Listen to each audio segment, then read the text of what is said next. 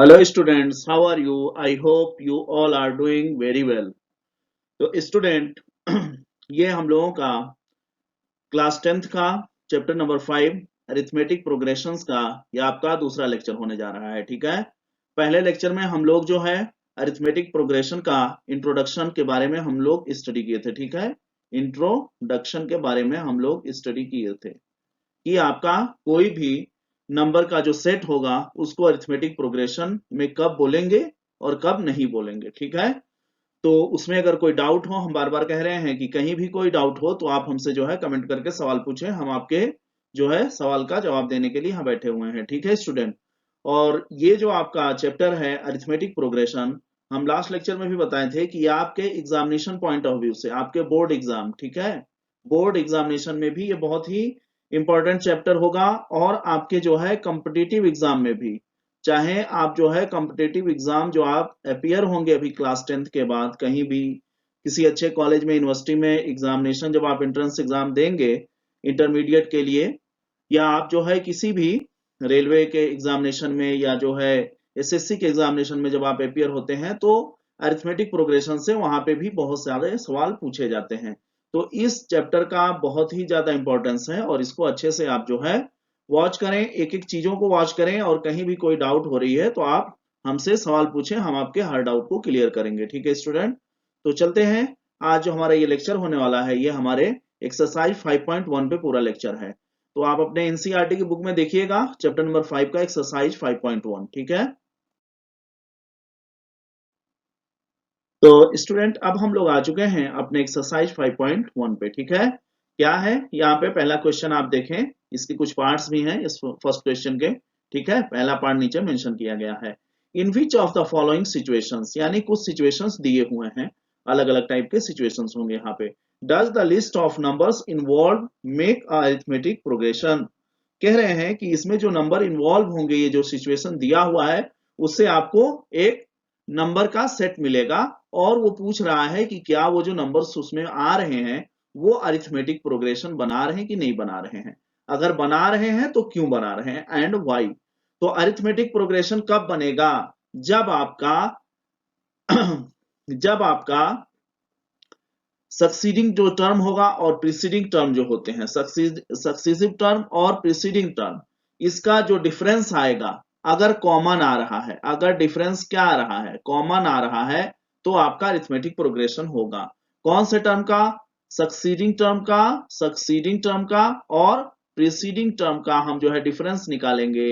अगर वो डी हमारा क्या रहा है, सारे टर्म्स में कॉमन आ रहा है, तो वो हमारा अरिथमेटिक प्रोग्रेशन होगा। तो यही सिचुएशन को हम लोग रीड करते हैं और सिचुएशंस को मैथमेटिकली फॉर्म में लिखने की कोशिश करते हैं। तो पहला सिचुएशन देखें, the taxi fare after each kilometre when the fair is ₹15 for the first kilometre. ठीक है, taxi fare after each kilometre when the fair is 15 for first kilometre. ठीक है, 15 किलोमीटर क्या है, पहले 1 किलोमीटर के लिए 15 रुपीज उनका चार्ज है। ठीक है, फर्स्ट किलोमीटर के लिए आपको जो है फर्स्ट किलोमीटर जाएंगे अगर, तो आपको चार्ज कितना पे करना पड़ेगा, 15 किलोमीटर। ये फर्स्ट किलोमीटर के लिए उनका रूल है, फिक्स है। And ₹8 for each additional kilometre. ठीक है, अगर आप जो है आगे और किलोमीटर इंक्रीज करते हैं तो हर 1 किलोमीटर पे, 1 किलोमीटर के बाद हर दूसरे किलोमीटर पे आपको ₹8 एक्स्ट्रा पे करने पड़ेंगे। तो ये जो स्टेटमेंट दिया है स्टूडेंट, इसको आप पहले मैथमेटिकल फॉर्म में लिखें। ठीक है, ये स्टेटमेंट दिया हुआ है, इसी को हम जो है लिखने की कोशिश करते हैं। क्या था, for first kilometre fare is equal to 15 rupees and this is the starting point. यहां से इस स्टेटमेंट की शुरुआत हो रही है, स्टार्टिंग हो रही है। तो इस फेयर को हमने क्या लिख दिया स्टूडेंट, A1 लिख दिया पहले को। मान लो अब ये दूसरा किलोमीटर इनको ट्रेवल करना है 2 किलोमीटर, तो ये कितना रुपया पे करेंगे, 15 तो पहले का फिक्स कर रखा है उन्होंने, और एडिशनल के लिए 1 किलोमीटर के लिए ₹8। तो 15 और 8 23, ये आपका आ गया A2, यानी 2 किलोमीटर आप 23 रुपीज में पहुंच चुके हैं। फिर आप सोचो कि हमको नेक्स्ट थर्ड किलोमीटर जाना है, तीसरे किलोमीटर के लिए क्या चार्ज देना पड़ेगा, ये 23 प्लस 8, यानी कि हर एडिशनल किलोमीटर पे आपको ₹8 पे करने पड़ेंगे। ऐसे ही ये सीरीज चलती रहेगी। ठीक है स्टूडेंट, अब आपको A1, A2, A3, A4 और चाहे तो और भी टर्म्स आप निकाल सकते हैं। तो आपको 5-6 टर्म्स मिल गए हैं। अब इनसे जो नंबर का सेट बन रहा है 15, 23, 31, 39, क्या यह जो है किसी जो है मतलब इसमें कुछ कॉमन चीज दिख रही है? क्या ये जो है कोई फिक्स्ड डिफरेंस वाले नंबर्स इसमें मिल रहे हैं? तो हम लोग इसको कैसे चेक करेंगे? सक्सीडिव टर्म इसमें A2 है और प्रीसीडिंग क्या है? A1 है। तो A2 में से A1 को सब्ट्रैक्ट करिए, देखिए कितना आ रहा है, 8 आ रहा है। फिर इन दोनों टर्म को पकड़िए, A3 और A2 को, तो A3 में से A2 सब्ट्रैक्ट कर रहे हैं, फिर भी 8 आ रहा है। A4 में से A3 को सब्ट्रैक्ट कर रहे हैं, 8 आ रहा है। अब आप देखिए कि कॉमन डिफरेंस क्या है इन सारे नंबर्स में, यानी जो सक्सेसिव टर्म्स हैं और आपके जो प्रीसीडिंग टर्म है उसका डिफरेंस क्या आ रहा है? सेम आ रहा है। तो आप क्या कह देंगे कि ये जो है किसमें है? Therefore it is an AP. इसलिए आप क्या कहेंगे कि ये जो है नंबर जो फॉर्म्ड हो रहे हैं, जो नंबर का सेट बन रहा है, वो किसमें आ रहा है? वो आपके अरिथमेटिक प्रोग्रेशन को फॉर्म कर रहा है। ठीक है स्टूडेंट। अब देखें स्टूडेंट, ये आपका सेकेंड स्टेटमेंट दिया हुआ है। ठीक है, इसमें क्या है? The amount of air present in a cylinder when a vacuum pump removes 1/4 of the air remaining in the cylinder at a time. ठीक है, तो ये भी आपका एक स्टेटमेंट दिया हुआ है। इस स्टेटमेंट को आप जो है मैथमेटिकल फॉर्म में लिखने की कोशिश करें। क्या है स्टेटमेंट? देखें, right the above statement in mathematical form. Let the volume of air available in the cylinder, let the volume of air available in the cylinder is equal to V, and this is coming what? A1. Air removed by pump, air removed by pump, कितना air remove कर रहा है? 1/4, यानी जो volume available होगा उसका 1/4 remove कर रहा होगा। तो 1/4 ऑफ V यानी V/4 एयर रिमूव हो रहा है। ठीक है, और आपको किसका निकालना है? जो आपको इसमें नंबर्स फाइंड आउट करने हैं, air present in the cylinder. तो अब ये बताइए कि इतना एयर अगर रिमूव हो गया फर्स्ट पंप करने पे, तो आप बताइए कि अब उसमें एयर बचा कितना होगा? ठीक है ना, अगर इतना एयर रिमूव हो गया पंप करने से तो कितना एयर बचा होगा? हमने टोटल वॉल्यूम V मान लिया था और फर्स्ट पंप पे हमारा V/4 जो है रिलीज कर गया, तो बचा कितना? V माइनस V/4 ही तो बचा। तो ये क्या हो जाएगा स्टूडेंट? 3V/4। ये आपका आ गया A2। A1 क्या था? जब अभी उस पे जो है क्या, अभी उस पे जो है हमने एयर रिमूव नहीं किया, तो इसमें क्या था? वॉल्यूम V था। फर्स्ट हमने उस पे क्या किया? फर्स्ट हमने जो है उसको पंप किया, फर्स्ट पंप करने के बाद V/4 निकल गया, तो बचा कितना? V माइनस V/4 यानी 3V/4। ठीक है, अब क्या होगा?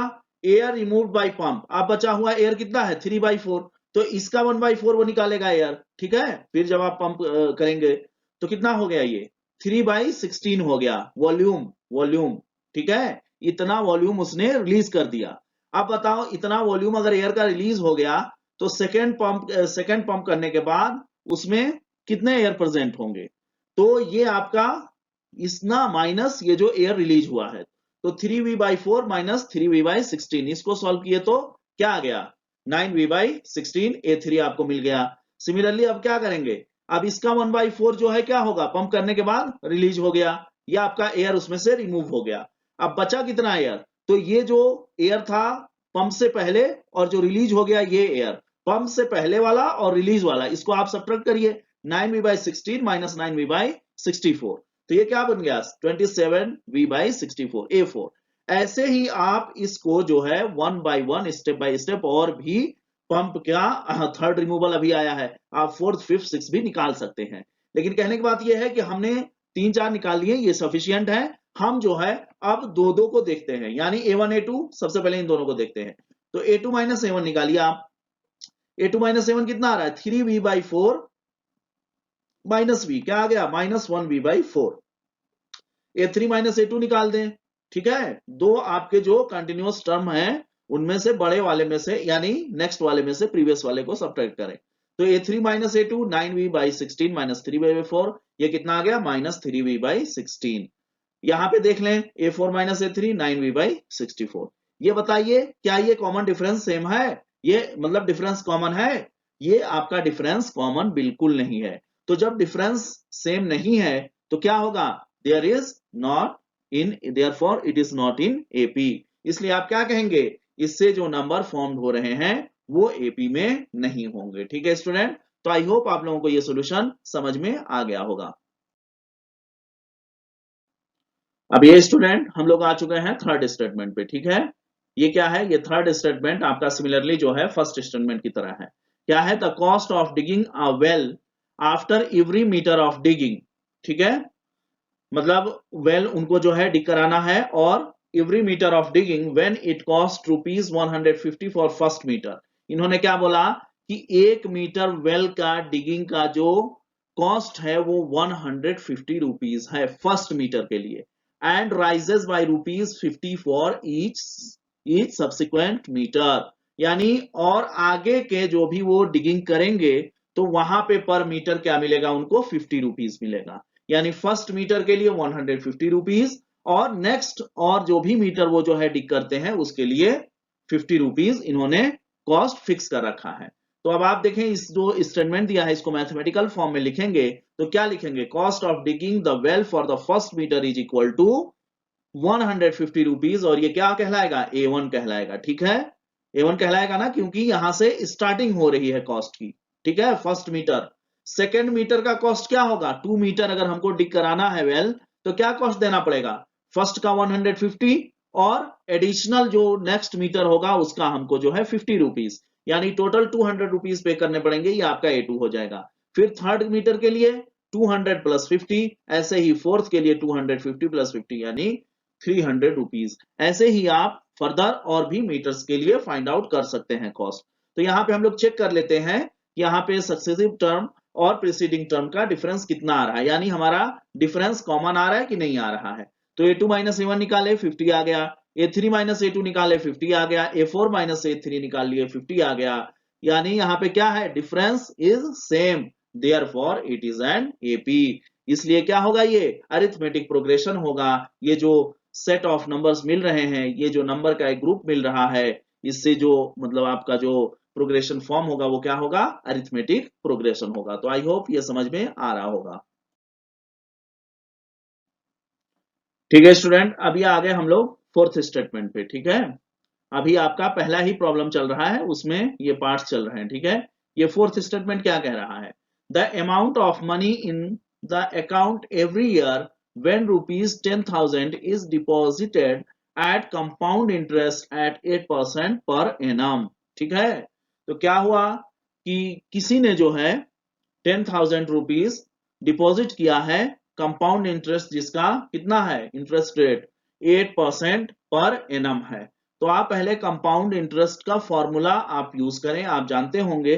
तो सबसे पहले फॉर्मूला यूज करेंगे और हर साल हम उसके जो है मनी जो उसको मिल रहा है उसका हम लोग जो है पहले वैल्यू निकालते हैं और फिर उसके बाद देखते हैं कि क्या ये जो नंबर्स हमको मिल रहे हैं इनका कॉमन डिफरेंस, यानी इनका डिफरेंस जो आ रहा है वो कॉमन आ रहा है कि नहीं आ रहा है। तो यही हमको फाइंड आउट करना है कि जो उनको हर साल पैसे मिल रहे हैं इससे जो नंबर फॉर्म्ड होंगे क्या वो एपी में है कि नहीं है, अगर हैं तो क्यों है। ठीक है, तो देखिएगा कंपाउंड इंटरेस्ट का फॉर्मूला आप जानते हैं, यहाँ पे हाईलाइट करके लिखा हुआ भी है, A is equal to P, bracket में है 1 plus R by 100 to the power n।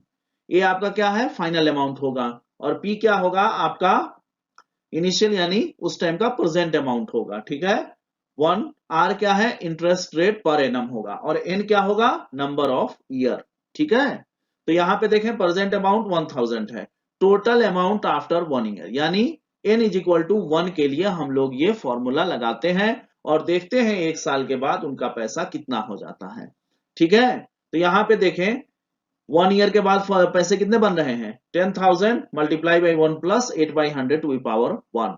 इसको आप सिंपल जो है क्या है, फ्रैक्शन का एडिशन है और मल्टीप्लीकेशन है, इसको आप सॉल्व करिएगा। सॉल्व करने के बाद आपको मिल जाएगा ₹10,800। कितना मिल रहा है, ₹10,800। यानी कंपाउंड इंटरेस्ट 8% पर एनम मिलने के बाद उसको कितना मिल रहा है, आफ्टर 1 ईयर 10,800। अब बताइए सेकेंड ईयर में कितना मिलेगा, सेकेंड ईयर में कितना मिलेगा।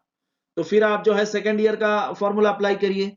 यहां पे देखें 10,000 ब्रैकेट में 1 प्लस 8/100 टू बी पावर 2। 2 क्यों आ गया, क्योंकि ईयर जो है बदल गया, दूसरा साल है, तो n इज इक्वल टू क्या हो जाएगा यहाँ पे 2। अब क्या मिल रहा है 11,664 रुपीज। थर्ड ईयर में क्या मिल रहा है उनको 10,000 multiply by 1 plus 8 by 100 to power 3 यहाँ पे थर्ड ईयर है इसलिए n क्या हो गया 3 हो गया। A3 की वैल्यू आ रही है 12,597.12 रुपीज। अब आपने देख लिया स्टूडेंट कि आपको 3-4 ईयर का आपने जो है उनका अमाउंट निकाल लिया। अब अमाउंट निकालने के बाद आपको A1 मिल गया, A2 मिल गया, A3 मिल गया।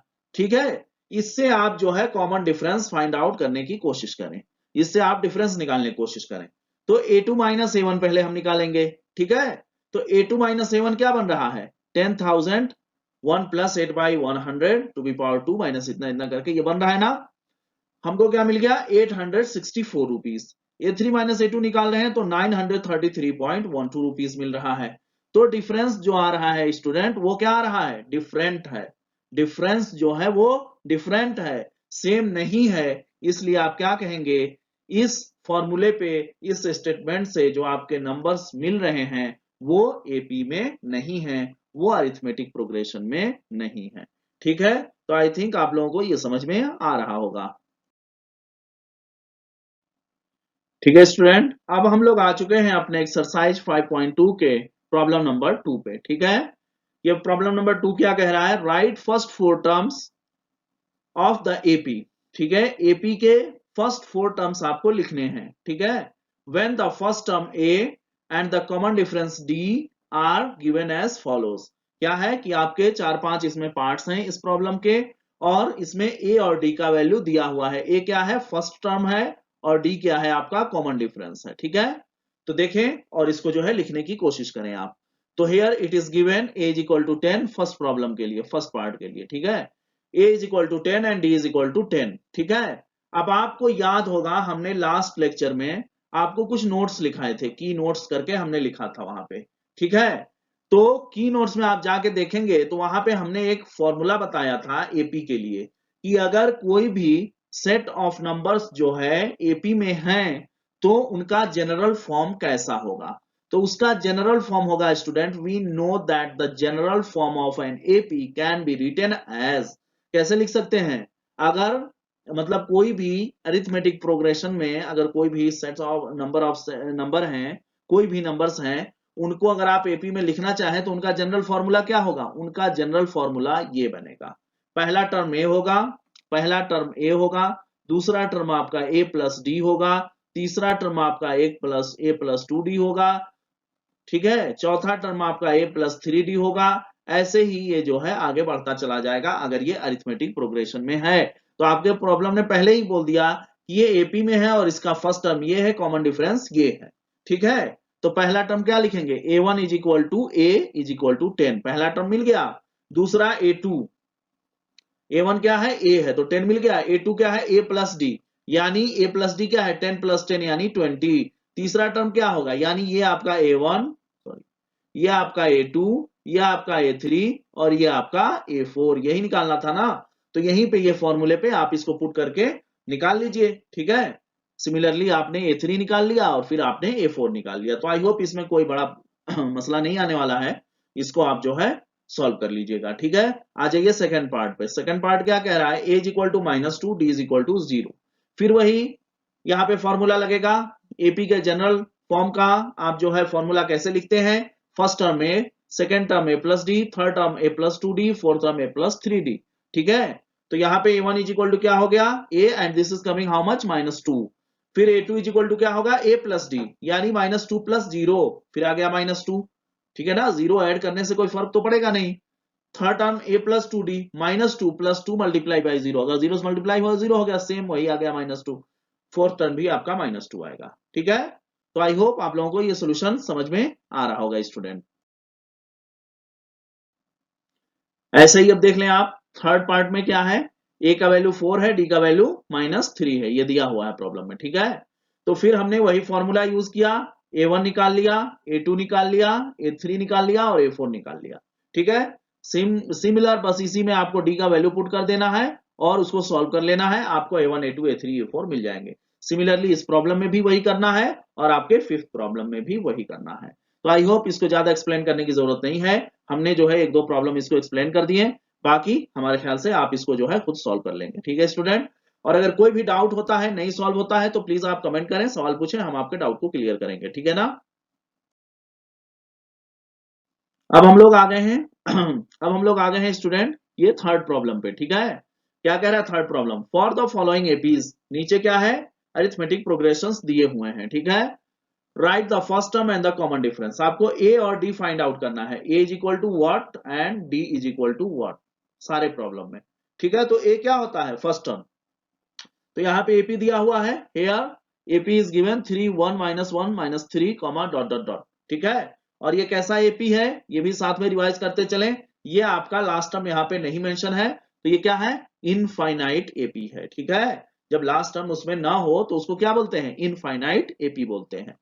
ठीक है, तो फर्स्ट टर्म क्या होता है, पहला टर्म एपी का, तो एपी का पहला टर्म क्या है, 3 है, तो ये तो आपको सामने ही दिख रहा है।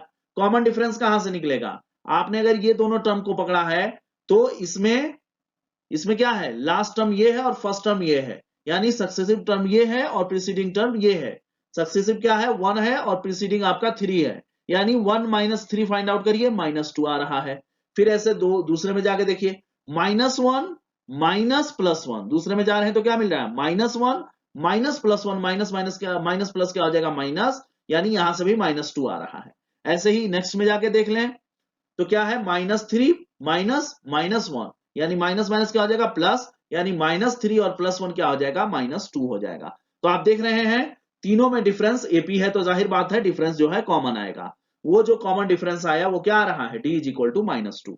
तो आई होप इसमें कोई बड़ी बात नहीं है, ये भी सिंपल आपका जो है क्या है, सब्ट्रैक्शन है। ठीक है, तो आप इसको आराम से निकाल सकते हैं। ऐसे ही आप देख लो सेकंड वाले पार्ट में, सेकंड में क्या है, ए आपका बन जाएगा -5, और फिर उसके बाद आप डी निकालेंगे, तो इन दोनों को पहले पकड़ लीजिए, -5 और -1 को, फिर जो है -1 और 3 को, और फिर जो है 3 और 7 को, आपने तीनों को पकड़ा, फिर आपने निकाल लिया, a2 -a1 4, a3 -a2 4, और a4 -a3 4 आ रहा है, यानी कॉमन डिफरेंस क्या होगा student, D is equal to 4 आएगा।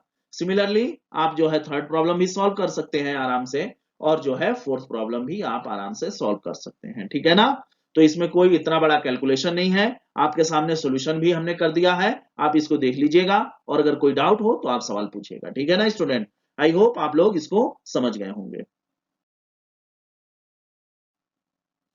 ठीक है स्टूडेंट, अब हम लोग आ चुके हैं अपने एक्सरसाइज 5.1 के फोर्थ प्रॉब्लम पे। इसमें भी बहुत ज्यादा पार्ट्स हैं, देखिए टोटल 15 पार्ट्स हैं। ठीक है ना, तो घबराने की जरूरत नहीं है, आप जो है कॉन्सेप्ट एक हम बता दे रहे हैं, दो चार बता दे रहे हैं, एक नहीं, हम दो चार बता दे रहे हैं, बाकी सिमिलर कॉन्सेप्ट आप उसमें यूज करिएगा, घबराने की जरूरत नहीं है, आपको सब कुछ जो है समझ में आ जाएगा। ठीक है ना स्टूडेंट, तो देखें यहाँ पे क्या कह रहा है problem, which of the following are APs, यानी ये जो आपके 15 जो सेट्स हैं नंबर के, इसमें से कौन से जो है एपी में है। ठीक है, if they form an AP, अगर वो एक अरिथमेटिक प्रोग्रेशन फॉर्म कर रहे हैं, अगर फॉर्म कर रहे हैं तब, क्वेश्चन आगे तब बढ़ेगा जब वो फॉर्म करेंगे। ठीक है, find the common difference D, आप common difference D find out करिए, और क्या कह रहा है, write the 3 more terms, write the 3 more terms, यानी अगर आपको पता चल गया कि नंबर जो ये जो सेट दिया हुआ है, नंबर का ये जो सेट है, ये आपका एपी में है, तो आपका काम और बढ़ जाएगा। क्या बढ़ेगा, आपको जो है common difference D find out करना पड़ेगा, और उसके बाद आगे के 3 और टर्म्स लिखने पड़ेंगे। ठीक है ना, तो यहाँ पे भी देखें, फर्स्ट पार्ट को देखें आप, तो यहाँ पे भी क्या है, किस टाइप का मतलब ये नंबर लिखा हुआ है, यानी यहाँ पे लास्ट टर्म नहीं है, तो ये क्या होगा, इनफाइनाइट यहाँ पे टर्म्स है। ठीक है ना, तो अगर एपी में आ गया, अरिथमेटिक प्रोग्रेशन को अगर ये फॉलो कर रहा है कंडीशन को, तो क्या हो जाएगा, ये आपका इनफाइनाइट एपी कहलाएगा। ठीक है ना, जब लास्ट टर्म ना दिया हुआ हो। हम बार बार बीच बीच में रिवाइज कराते रहते हैं, ताकि आप लोग जो है पीछे की चीजों को भूल न जाए। ठीक है ना स्टूडेंट, और अगर लास्ट टर्म दिया हुआ रहता तो क्या कहलाता, लास्ट टर्म अगर दिया हुआ रहता तो फाइनाइट एपी कहलाता, अगर वो अरिथमेटिक प्रोग्रेशन के रूल को फॉलो कर रहा है। ठीक है ना, तो चलिए देखिए पहला part, here it is given 2 4 8 16 dot dot dot. ठीक है, तो आप पहले क्या लिखेंगे, आप पहले चेक कैसे करेंगे कि एपी में है। एपी में चेक करने का सबसे मतलब जो परफेक्ट तरीका है, और एक ही तरीका है कि आप क्या करेंगे, आप सक्सीसिव टर्म में से प्रीसीडिंग टर्म को सब्ट्रैक्ट करेंगे, और ये काम आप 3-4 नंबर पे अप्लाई करेंगे। आप देखिए कि क्या जो कॉमन जो आपका डिफरेंस आ रहा है वो सेम आ रहा है कि नहीं आ रहा है। अगर पहला और दूसरा ही आपका जो है डिफरेंस जो है कॉमन नहीं आ रहा है, आप वहीं पे रुक जाइए, क्योंकि आपका डी क्या हो रहा है, डिफरेंट आ रहा है, दोनों में सेम नहीं आ रहा है, इसलिए क्या होगा, वो एपी में नहीं होगा। अगर 1-2 में आ रहा है तो हम थर्ड में ट्राई करेंगे, फोर्थ में ट्राई करेंगे। अगर 3-4 हमको जो है सक्सेसिव टर्म और प्रीसीडिंग टर्म का जो डिफरेंस आ रहा है अगर सेम आने लगा तो हम कहेंगे कि ये जो नंबर का सेट है ये हमारा अरिथमेटिक प्रोग्रेशन फॉर्म कर रहा है। ठीक है ना, चलो देख लो इसको। 2 4 8 16, तो पहले 2 और 4 को पकड़िए, यानी 4 - 2 हाउ मच 2। फिर क्या पकड़े 8 - 4, 8 - 4 4, देखिए यहाँ पे डिफरेंस कॉमन आ रहा है, नहीं आ रहा है। Since the difference is not same therefore it is not an AP, इसलिए जो है एपी फॉर्म नहीं कर रहा है। आ जाइए सेकंड पार्ट में स्टूडेंट, सेकंड में भी देख लें, डी निकालेंगे। ठीक है, 5/2 - 2, 5/2 - 2, it is coming 1/2। 3 - 5/2, 3 - 5/2, it is coming how much 1/2। 7/2 - 3, it is coming how much 1/2। It means here you noticed what you noticed here, the difference is coming common. Since the difference is same, since the difference is same, therefore it is an AP। क्या कह रहा है कि हमने जो है 2-3 successive और preceding term का हमने डिफरेंस फाइंड आउट किया और हमने ये नोटिस किया कि सारे डिफरेंस जो है सेम आ रहे हैं। इट मींस ये क्या फॉर्म करेगा, therefore it is an AP. क्या होगा, ये नंबर ऑफ सेट्स जो होंगे वो एपी फॉर्म कर रहे हैं। तो एपी फॉर्म कर रहे हैं तो आपका काम आगे बढ़ गया ना, डी निकालिए और 3 मोर टर्म्स निकालिए। तो डी हमने बता दिया क्या है 1/2, कॉमन डिफरेंस हमको पता चल गया। अब देखिए यहाँ पे कितने टर्म्स दिए हैं, 1 2 3 4 टर्म्स दिए हैं। फिफ्थ टर्म आपको फाइंड आउट करना है। फिफ्थ टर्म कैसे लिखेंगे, a5 is equal to a4 plus D. आप देखिएगा यहाँ पे a5 क्या होगा, a4 में अगर आप d ऐड कर दें तो फिफ्थ टर्म मिल जाएगा कि नहीं मिल जाएगा। और अगर आप a5 ऐसे लिखना चाह रहे थे तो आप ऐसे लिखते a5 plus a plus 4d, तो भी आपका सेम आता, क्योंकि हमने जनरल फॉर्मूला हम क्या जानते हैं एपी का, a plus D second term, a plus 2d third term, a plus 3d आपका fourth term, a plus 4d आपका fifth term, a plus 5d आपका सिक्स टर्म। ऐसे ही एपी का ये जनरल फॉर्मूला है। तो आप चाहें तो यहां से इस फॉर्मूले से निकाल लेते फिफ्थ टर्म, या आप जो है डायरेक्टली फोर्थ में डी जोड़ देंगे तो आपका फिफ्थ मिल जाएगा, फिफ्थ में डी जोड़ देंगे तो आपका सिक्स मिल जाएगा, और सिक्स में डी जोड़ देंगे तो आपका सेवेंथ टर्म मिल जाएगा। तो आई होप आप लोगों को ये समझ में आ रहा होगा। और भी हम इस पे 2-4 प्रॉब्लम बता दे रहे हैं, बाकी आप जो है खुद से सॉल्व करिएगा। अगर उसमें भी प्रॉब्लम आ रहा है तो आप हमसे बोले, हम आपके डाउट को क्लियर करेंगे। ठीक है ना, और वैसे कोई डाउट आनी नहीं चाहिए मेरे हिसाब से। ठीक है ना, ठीक है स्टूडेंट, अब हम लोग आ चुके हैं अपने थर्ड पार्ट पे। ठीक है, थर्ड में क्या दिया हुआ है, ये आपका दिया हुआ नंबर है। ठीक है, पहले हम क्या करेंगे, सक्सेसिव और प्रीसीडिंग टर्म को सब्ट्रैक्ट करके डी निकालने की यानी डिफरेंस निकालने की कोशिश करेंगे।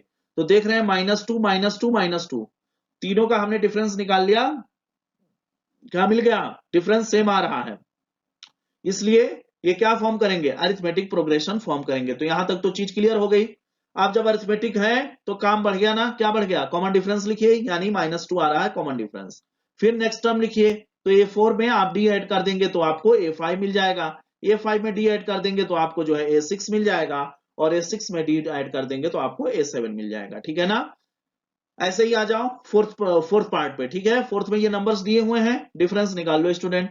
4 आ रहा है, 4 आ रहा है, 4 आ रहा है। ठीक है, यानी डिफरेंस सेम है, इसलिए ये क्या फॉर्म करेगा, अरिथमेटिक प्रोग्रेशन फॉर्म करेगा। ये जो नंबर्स हैं, ये जो सेट आ रहा है, ये नंबर का, ये जो नंबर्स के सेट आपके दिए हुए हैं वो आपको क्या फॉर्म कर रहे हैं, एपी फॉर्म कर रहे हैं। तो एपी फॉर्म कर रहे हैं तो क्या काम बढ़ गया, डी लिख दीजिए यानी कॉमन डिफरेंस 4, और उसके बाद 3 नेक्स्ट टर्म लिख दीजिए। तो 4 दिया हुआ है, पांचवा लिख दो a5, a4 प्लस डी यानी 6, a6 निकालना है तो a5 प्लस डी, और a7 निकालना है तो a6 प्लस डी। ठीक है, तो सिमिलरली ऐसे ही ये भी प्रॉब्लम है, इसको भी हमने सॉल्व किया हुआ है, आप देख लीजिएगा। अगर फिर भी इसमें कोई डाउट है तो आप हमसे सवाल करें, हम आपके जो है डाउट को क्लियर करेंगे स्टूडेंट। ठीक है ना,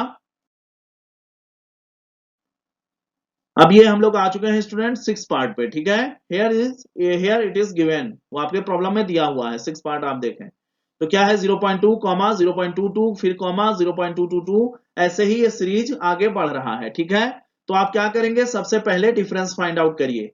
पहले इन दोनों को लें, फिर इन दोनों को लें, फिर इन दोनों को लें, फर्स्ट सेकेंड एंड थर्ड।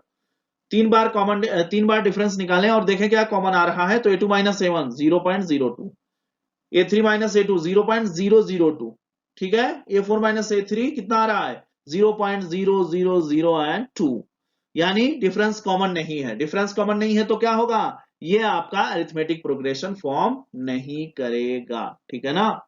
तो ये आपको समझ में आ गया होगा। सिमिलरली देखिए 7th पार्ट में हमने ऐसे ही डिफरेंस निकाला है, डिफरेंस हमारे कॉमन आ गए तीनों में, तो हमने क्या कह दिया कि ये हमारा एपी फॉर्म करेगा, ठीक है। और जब एपी फॉर्म करेगा तो आप जो है नेक्स्ट 3 टर्म्स भी लिखने पड़ेंगे, ठीक है। तो ये हमने लिख दिया है। सिमिलरली आपका 8th क्वेश्चन भी वैसे ही है, कॉमन डिफरेंस इनका 0 0 आ रहा है, और जब डिफरेंस सेम है तो एपी फॉर्म होगा, और एपी फॉर्म होगा तो आप कॉमन डिफरेंस लिखना पड़ेगा आपको, 0 है कॉमन डिफरेंस। और 5th पार्ट यानी इसमें 0 ऐड कर दीजिए, -1/2 -1/2 -1/2, यानी ये आपको पूरा सॉल्यूशन हमने प्रोवाइड कर दिया है। 8 क्वेश्चन का हमने यहाँ पे सॉल्यूशन प्रोवाइड किया है। बाकी जो 7 क्वेश्चंस रिमेनिंग है, टोटल 15 थे ना, टोटल कितने थे 15 पार्ट्स थे इसमें, हमने 8 पार्ट्स जो है सॉल्व कर दिए हैं, ठीक है। बाकी के 7 पार्ट्स आप खुद से सॉल्व करिएगा। सेम यही प्रॉब्लम्स, सेम यही कॉन्सेप्ट यूज होने वाले हैं उन सारे प्रॉब्लम्स में। अगर आपको कोई दिक्कत आ रही है, कोई प्रॉब्लम आ रही है, तो बेझिझक आप प्लीज हमसे सवाल करें, हम आपके डाउट को क्लियर करेंगे स्टूडेंट, ठीक है ना। तो यहाँ पे आपका एक्सरसाइज 5.1 का होता है द इंड, ठीक है। 5.1 अब आपका यहाँ पे फिनिश हो गया, ठीक है स्टूडेंट। तो आई होप आप लोगों को समझ में आ गया होगा, ठीक है ना। और आगे के प्रॉब्लम्स आप कर लीजिएगा, 6-7 प्रॉब्लम जो बचे हुए हैं, अगर कुछ उसमें डाउट हो तो आप जो है जरूर हमसे क्वेश्चन करें, ठीक है ना। तो स्टूडेंट आप लोगों को हमारा ये चैनल कैसा लग रहा है, प्लीज आप जो है फीडबैक जरूर दिया करें, ठीक है ना। हम बार बार हर वीडियो में आप लोगों से बोलते हैं कि प्लीज हमको जो है फीडबैक दें आप। फीडबैक से ही हमको पता चलेगा कि हमारा जो है टीचिंग का जो स्टाइल है, जो पढ़ाने का तरीका है, जो एक्सप्लेनेशन है, और जो हमारे नोट्स हैं, इसमें अगर आपको कोई प्रॉब्लम है, कोई डाउट है, जब तक आप कमेंट नहीं करेंगे, फीडबैक नहीं देंगे, तो हमको इसके बारे में पता नहीं चलेगा। हम अपने हिसाब से बेस्ट करने की कोशिश कर रहे हैं, ठीक है। बाकी आप लोगों का सपोर्ट रहेगा तो और अच्छा प्लेटफॉर्म ये बन करके खड़ा होने वाला है। और हम आप लोगों को पहले भी बताए थे, क्लास जब शुरू किए थे, कि ये हम जो है सिर्फ क्लास 9th और 10th को नहीं पढ़ाएंगे। क्लास 9th और 10th नहीं होगा यहाँ पे। यहाँ पे 9th आपका, 10th, 11th, 12th और डिफरेंट जो आपके बैचलर कोर्सेज में मैथमेटिक्स पढ़ाए जाते हैं, बैचलर कोर्सेज में, स्पेशली आपके इंजीनियरिंग में, ठीक है। इंजीनियरिंग में जो मैथमेटिक्स पढ़ाई जाती है, हम पूरे मैथ्स का सॉल्यूशन यहाँ पे प्रोवाइड करने वाले हैं। और साथ ही साथ हम जो है कंपटीशन की भी तैयारी कराते हैं स्टूडेंट्स को, ओनली मैथमेटिक्स, ठीक है, सिर्फ मैथ सब्जेक्ट का, ठीक है ना। मैथ्स का ही यहाँ पे क्लास हो रहा है, मैथ का ही लेक्चर चलेगा। मैथ से रिलेटेड जो भी आपको हेल्प चाहिए हमारे तरफ से, आप बेझिझक हमसे बोले, हम आपके हेल्प के लिए यहाँ पे बैठे हुए हैं, ठीक है।